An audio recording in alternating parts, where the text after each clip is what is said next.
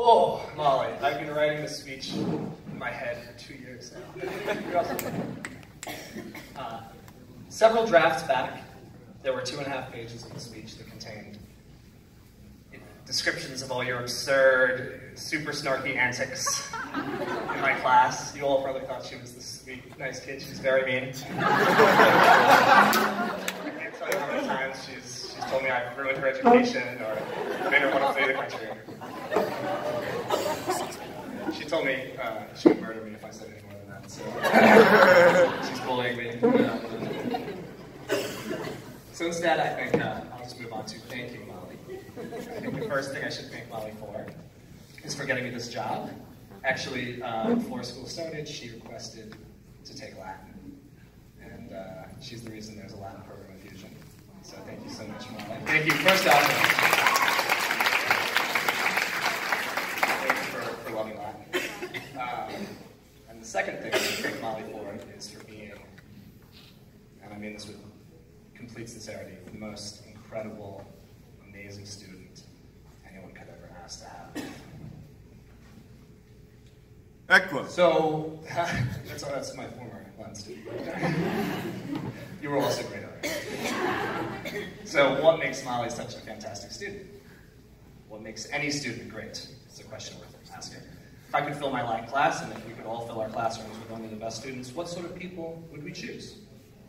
Would we want only those most brilliantly gifted, people capable of making connections between abstract concepts quickly, who would never forget a single thing we passed on to them? Would we wish for students with a resolve to stay up all night making last-minute changes to final projects? Students with the discipline to never miss a deadline? Students so creative that every project they turned in was crafted in a unique way we'd never seen before? The truth is, we'd probably want a student with all of those qualities. And I'd be lying if I said Molly had all of those. The deadline thing is not her strong point. But Molly has a great deal of it. But if I really think about it, what I really want is a student who cares. Not just about their grades, not just about pleasing their teachers or impressing their classmates, but a student who genuinely cares about the subject of the class. I would want a student who would fall in love with language and literature and the mysteries of the ancient world as much as I have. And I'm so fortunate to have had the honor of having just such a student.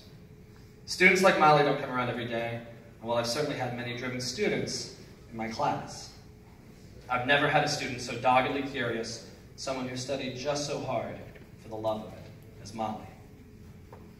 A simple answer to a question is rarely enough for her, and it would be impossible to count the number of times she's returned to class having researched something we discussed, armed with a dozen new questions.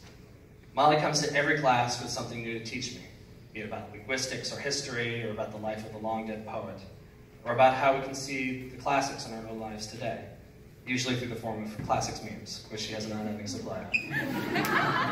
And shows them to me incessantly, in between pictures of her dog. She takes what we learned in class and out into the world with her, and she comes back with even more to share. I haven't been in education very long, but I've been around long enough to have asked myself, and I've asked my colleagues and friends this question as well, what exactly is it that makes a great teacher? Conventional wisdom holds, and I happen to agree with it, that a good teacher is someone who can inspire their students to be the best they can be, who can inspire them to fall in love with whatever it is they're teaching. Conversely then, it seems to me that the greatest students are those that can inspire their teachers to be the best they can be, make them fall in love with their subjects all the more. By this definition, Molly is certainly the finest of students.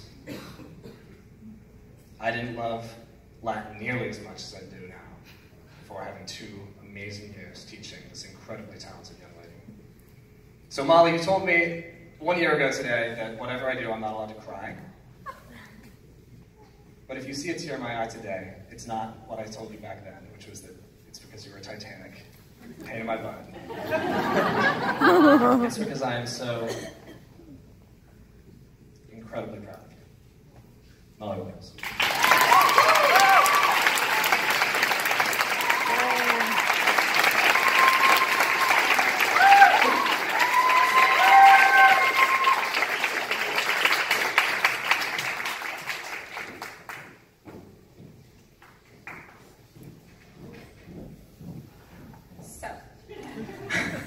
as you just heard, and as I was going to begin my speech, anybody who knows me would be able to tell you I am the biggest perfectionist to many faults, to the point that I will not turn in an assignment. I will not stop like revising and fixing it and going over it with red pen and highlighters until about 3 seconds before I submit it 2 weeks after the deadline. So logically it follows that for the past 2 hours I have been frantically revising this speech in my head and valiantly fighting the urge to run up on stage and grab it and go to a corner with like a pen and be like, oh my god, it's not good enough, I have to fix it. So, you will have to bear with me because a good half of this speech is ad-libbed, pulled right out of these ridiculous purple sleeves.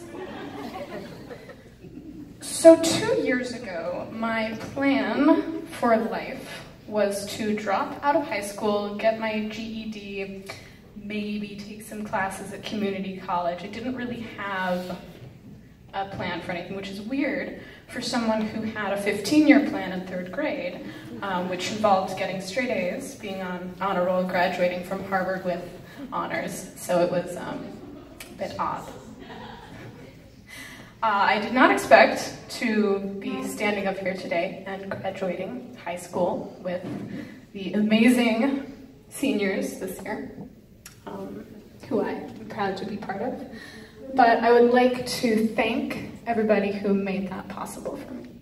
So I would like to thank my parents who financed this whole thing, but more importantly, for their unconditional and unwavering support of me and for never placing my value as a person on how I perform in school and encouraging me to do what makes me happy, no matter what direction that might take. I would also like to thank all of my teachers from Fusion. I'll give a shout out to Jackie because she asked me for one. But I couldn't read it in nicely. And then in particular, I would like to thank my lead teacher, Alan, who is possibly one of the most enthusiastic and passionate teachers about his subject I've ever had. And I think that really accounts for most of why Latin was my favorite class and why I actually plan to pursue it in the future in college and get a degree in classics. Because I took French in 8th grade and I hated languages then. So, goes to say a lot. This has truly been one of the best classes I've ever taken. And for the record, I only want to flee the country because of how poetically you describe whales. So I think that was misleading.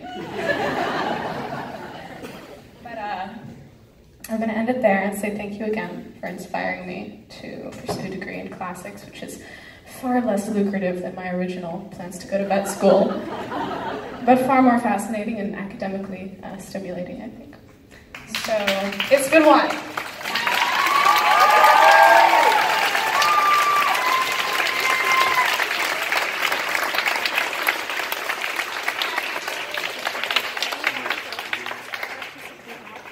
All right, that concludes our speeches from our students.